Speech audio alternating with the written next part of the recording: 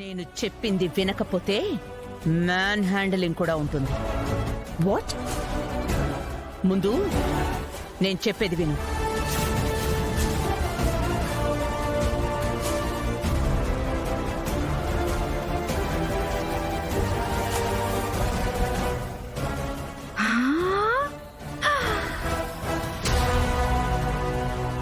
నగలు దగదగా మెరుస్తూ ఉండాయి, నోట్లు కూడా నిగనిగలాడుతూ ఉండాయి. ఆనంద గారు ఏం చేయబోతున్నారబ్బా?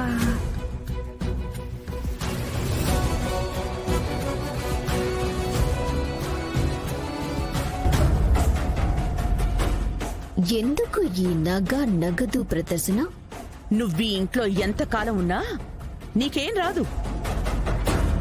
నా స్థానం నీకు దక్కదు. అందుకే నీకీ ఆఫర్ ఇస్తున్నాను.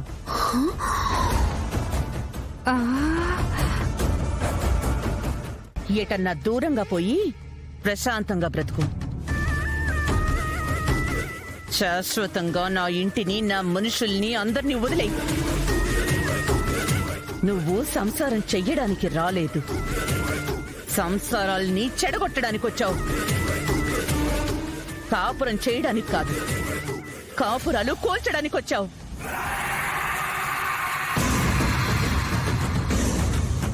నీకు కావలసింది ప్రేమ కాదు, పగ పగ పగ.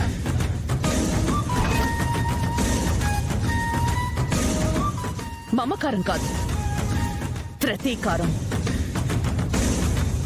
నీకు కావలసింది బంధుత్వం కాదు, హింస.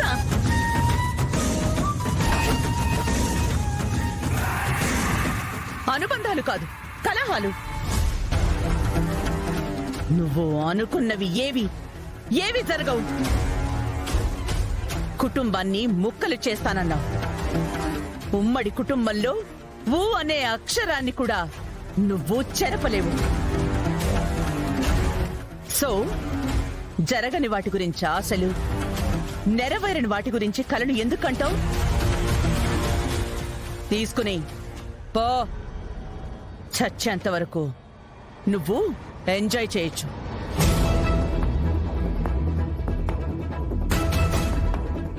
ఆనంద భైరవి గారు మంచి ఆఫర్ ఇచ్చుండారు. అమ్మి అనన్య, కాదనకమ్మి. అవి నేను వేసుకుంటే కదిలి వచ్చిన కనక మహాలక్ష్మి మాత్రం ఉంటాను.